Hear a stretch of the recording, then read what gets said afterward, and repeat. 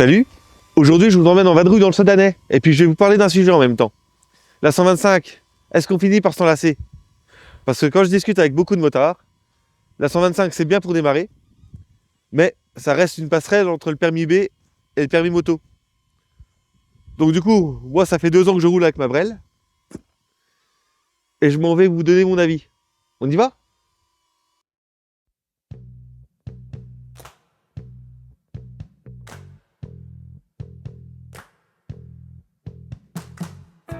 Alors déjà, pour ceux qui me connaissent via mes vidéos, vous savez que j'aime partir en balade avec ma 125. Pas forcément très loin, juste assez pour me dépayser, me donner une excuse pour dormir en camping ou parfois en bivouac. J'aime les paysages, les lacs, les rivières, les forêts et surtout les petites routes. Et pour ça, ma 125 fait très bien le job. Je ne roule pas vite certes, mais sur ces petites routes où l'on a déjà du mal à se croiser, est-ce qu'on peut vraiment rouler vite ? Quand j'ai acheté ma moto, je n'avais pas forcément l'idée d'aller plus loin qu'une petite cylindrée. Ce n'est pas cher, la formation est rapide, et même en la passant avec ma compagne, elle reste nettement moins coûteuse qu'un permis moto. Il en va de même pour nos montures, qui sont budgétairement parlant, beaucoup plus accessibles à l'achat et à l'entretien. Et ça roule quand même à 110. Si ce n'est pas pour faire de l'autoroute, ça fait largement le travail.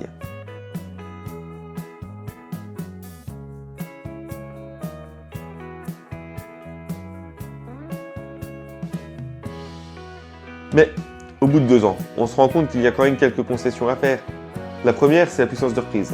On est souvent obligé de jouer avec les vitesses, de rétrograder dans les côtes, et mine de rien sur ces petites départementales sinueuses, c'est assez sportif. La deuxième, c'est la taille des 125. Pour rouler à 2, c'est pas toujours très confortable.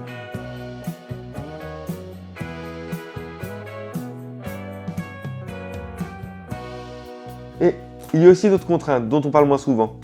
C'est quand on roule en groupe avec d'autres motos. Quand il y a plusieurs cylindrées différentes, la 125 peut être parfois un peu limitée.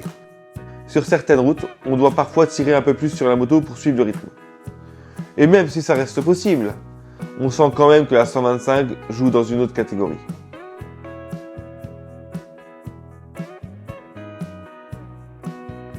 Mais au final, le plaisir de rouler ne dépend pas toujours de la puissance.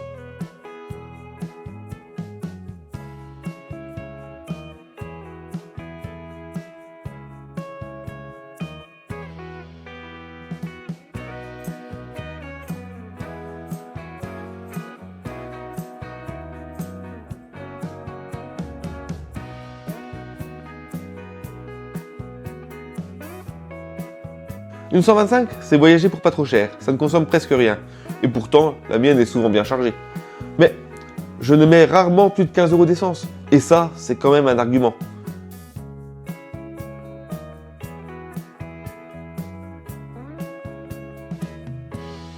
Quand je pars à l'aventure personnellement, je ne m'ennuie jamais. C'est clair que la 125, ce n'est pas une moto de frimeur.